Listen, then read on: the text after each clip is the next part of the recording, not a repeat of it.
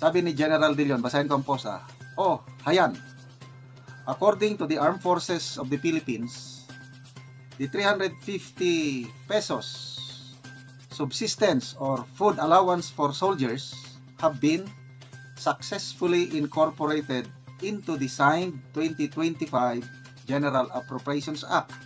Yehey! Okay, the question now is, when is it going to be successfully released so that the soldiers can successfully enjoy it? Diba, it was successfully pinagyabang about by Martin Romualdez in front of general officers that resulted into a successfully extracted commitment of we will watch your back. Mamaya, iparinig ko sa iyo itong tawag ni Speaker Martin Romualdez kay AFP Chief of Staff General Browner tungkol itong pangakong increase pagkain allowance ng mga sundalo. Kung sa bagay, habang hindi pa nare-release yung budget, pwede naman ulamin muna ang piniritong budget. Wow! Ano kayang lasa ng piniritong budget? Budget gisado? Tinortang budget? Pinak budget? O, pinakbet. Pinak budget? Nilagang budget? Inihaw na budget? Kinilaw na budget? At sinampalukang budget? Martin Romualdez, anak ng baka, bulahan lang ata tayo Marso na. Bukas, kahapon siya nagpost o Marso na ngayon. Wala pa rin yung pinangako. Ito na yung tawag ni Speaker Martin Romualdez sa mga sa mga generals natin. Release ka ng release, hindi pa nga na-liquidate yung una, tapos mag-release ka naman. Hindi ho to small amount Kasi mainit nga tayo doon kay Sara Duterte na 125, ito 6 billion to Para sa impeachment to, di ba? Hindi para natin niloloko mga sarili natin. Maghahanap tayo ng urgent piece of legislation, pero ang rason naman talaga ay para sa impeachment. Ngayon, ito ay takdang recess namin. Pinagkasunduan ito ng magkabilang kamara noong July 2024 pa nung kami nag-resume sa aming third regular session. Anong rason para baguhin namin yon? Dahil espesyal si VP Sara? Dahil maraming sinisindahan yung mga puwet at hindi mapakalit, gusto nang matuloy ito? Dahil nanggigigil sila at galit na galit sila sa ikalawang Pangulo? Anong dahilan? Ngayon, kung ano man ang pagtrato ng Senado sa ibang impeachment complaint, yan din ang pagtrato dapat sa impeachment complaint na ito. Kaya nga nakapiring ang mata ng Lady Justice na sumisimbolo sa hustisya. Wala dapat nakikita. Pantay dapat. At yan ang bala kong gawin kaugnay sa kasong ito. Ang daya nila, no? Gagawin kaming hostage dito para magiging judge ng impeachment court. Tapos sila, mangangampanya na. Kami dito ngayon, 24 of us will be sitting as judges of the impeachment court.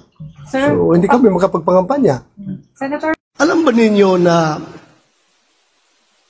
yung impeachment ni VP Sara, ngayon, nakita nila, ito is very reliable information ito nakita nila na medyo lumakas yung sipa ng Iglesia ni Cristo at ng mga ibang Pilipino. Tumahimik sila ngayon. Tumahimik in the sense na hindi pinatakbo yung impeachment. Pero alam niyo anong plano nila. Right after election, kung saan hindi na nila kinakailangan yung suporta ng iglesia at ng mga taong matitino. We still have, after election, we still have ample time, around 2 weeks of session days. Iraratsada nila yan. Pipirmahan nila yan lahat. Kasi nakapag-commit na yan sila Pipirmahan nila yan. Pagpirma nila, once ma-impeach si BP Sara sa lower house, ipasa kagad nila sa amin sa Senado para magkakaroon ng trial. Kami naman, since makarating yung impeachment complaint sa amin, yung articles of impeachment, makarating sa amin before the adjournment. Kasi mag-adjourn yung 19th session is before. Oo po, yung mga bagong nahalal, di ba? So kahit na natalo na yung iba sa eleksyon o nanalo man, obligado kaming entertainin yung impeachment nila. So once naipasa sa amin yan, constitutional duty ng Senado na talagang patakbuhin yung trial. So kahit na ma-adjourn ang 19th Congress, kung nagsimula na yung impeachment nila, merong mga nagbabaring school of thought. Merong nagsasabi na tapos na. Pero ang kanilang hinahawakan ngayon ay impeachment is a continuing duty ng Senado. Kahit na ito'y ma-adjourn daw, once na file ang complaint at nagsimula na yung hearing, tuloy-tuloy daw yan. So yun ngayon ang kanilang plano. Kaya kailangan talaga na dadami tayo doon sa Senado. Huwag tayong magpabaya. Release ka ng release, hindi pa nga na-liquidate yung una, tapos mag-release ka naman. Hindi ho to small amount ha. Kasi mainit nga tayo doon kay Sara Duterte na 125, ito 6 billion to eh.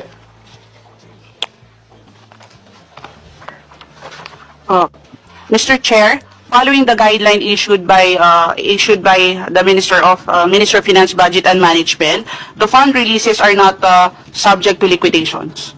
Are not So based subject on to liquidation? Bangsamoro Budget Circular number 2024-010, Oh, hindi subject sa liquidation. wala pong nakalagay dito that they are Wala, liquidate ma'am. po. Pakiulit, ma'am. Medyo hindi maganda ang pangdinig ng chairman pati ni Congressman Akop.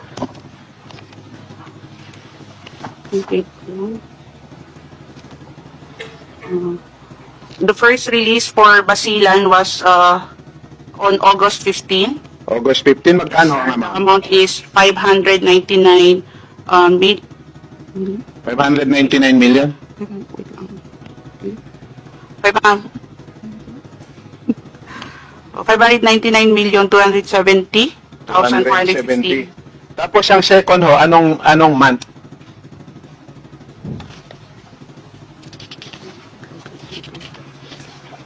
December. Kalaking pera. Masaya ang mga kababayan ko sa Basilan. Daming pera. The next releases were made on sometime in December 2024, but the releases were made to various municipalities in Basilan.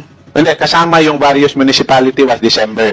Pero December, siyempre, sir. kung 1 billion yung sa probinsya, meron pang mga more than 400 million. Anong date din yun na-release?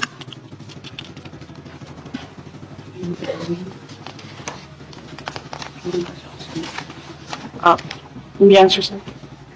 Yung sa province of Basilan po, two tranches ang releases dyan. First is August 15, which is 599,270,415, and the second release was made on November 18, 2024, and the amount is 401,240,000 po. 400 M, okay. Yung sa Lanao, sa Maguindanao del Norte, doon muna ako sa probinsya, yung 1 billion, ano yung first release nila? Pero sir, halimbawa, kayo sa hindi, sige lang. Maguindanao del Norte, magkano?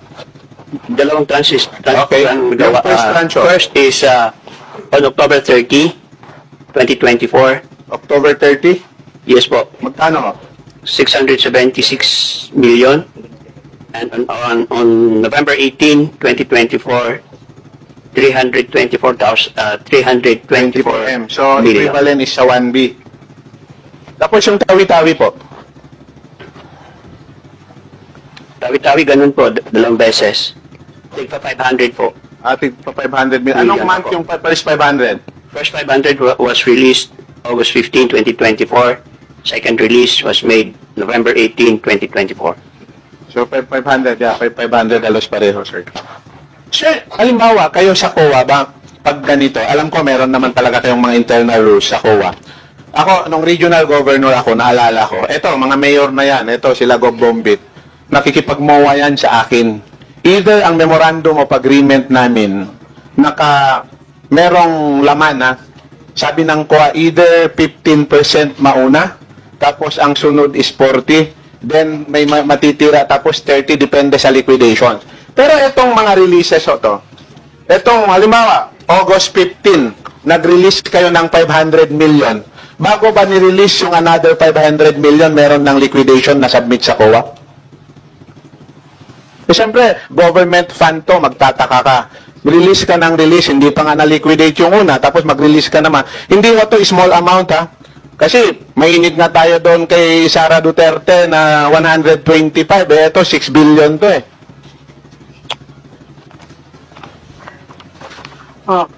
Mr. Chair, following the guideline issued by the Minister of Finance, Budget and Management, the fund releases are not subject to liquidations. Are not So based subject to on liquidation? Bangsamoro Budget Circular number 2024-010, Oh, hindi subject to liquidation. wala pong nakalagay dito that they are Wala, liquidating ma'am, po. pakiulit, ma'am, medyo hindi maganda ang pangdinig ng chairman, pati ni Congressman Akop. Anong sinasabi ng circular at guidelines ng Ministry of Finance and Budget? Hindi subject for liquidation? Kasi sir, the moment sir na fund transfer po siya sa various local government units, Yes. ang titingin po noon kung yung implementation po ba noon at saka yung actual utilization po ng mga fund release sa mga local government units will be audited by the auditors of the local government units. And based on the guideline issued by the Ministry of Finance, mayroon po ditong monitoring mechanism which is under po siya sa Ministry of Hindi, Interior and ma'am. Local Pero Government. ma'am, hindi tama sabihin natin na hindi subject for liquidation ninyo. Pero remember, the same pa rin, Commission on Audit yung na-assign doon. Kaya babalikan ko, ma'am, yung tanong ko kanina. February 13, sumulat si Minister Pacasem. In fact, ang address niya sa COA, nagtataka nga ako bakit COA. Baka ang iniisip nito, baka singilin nyo rin yung mga residents COA nyo para mag-submit ng liquidation sa inyo. Yun yung effect yung understanding ko. Pero, ang point ko doon, meron kayong residence COA. Kaya tinatanong ko, paano mangyari yon? Hindi pa na-liquidate yung unang releases, pero meron na namang next releases. Di ba dapat kayo sa COA mismo, magtataka kayo at magtatanong kaugnay nito? Kasi hindi nga maliit na bagay eh. Hindi sa parang 1 million, 2 million. Ang usapin dito is 500 million to 1 billion. Mr. Chair, let me just clarify, no, the word liquidation is not used in the guideline. But actually, the requesting local government unit should submit a report on fund utilization for any previous releases funded by the national government following the template prescribed in the guideline. That is, including their SBR letter of intent to be submitted to the Office of the Chief Minister for approval. Pero ma'am, But there is no mention, sir, of the word liquidation kasi the word liquidation usually, sir, is used for advances. So, baka lang po kasi Ma'am, magkaroon ng misnomer. Ma'am, ikaw kasi ang nagsabi nun eh, Yes, di ba? sir. Stand corrected, Kaya sir. So, binalik ko lang yun dahil ikaw ang nagsabi. Kaya, pero, the same, ulitin ko, si COA merong guidelines, may residence COA kayo, every unit ng government, local government yan, or agencies, meron tayong mga assigned na COA. Pero, halimbawa ma'am, matanong ko, anong basis na ninyo, halimbawa, na-release ang pondo, ano yung basis nyo for auditing? Kung wala namang MOA, wala namang guidelines, di ba, wala namang proposal, ano yung basis natin for liquidation? Anong basis natin for auditing? Again, sir, no, in speaking as the auditor of the Ministry of Finance, Budget and Management, my audit jurisdiction only covers the releases of the funds. Again, no. So, insofar as I am concerned as the team leader, audit team leader for Ministry of Finance, I rely on the Bangsamoro Budget Circular date number 2024-010 as to the documentary requirement and as to the procedure that must be followed. Now, when the funds are already downloaded to the local government, on how it is utilized po, that is already beyond my audit jurisdiction. Ako,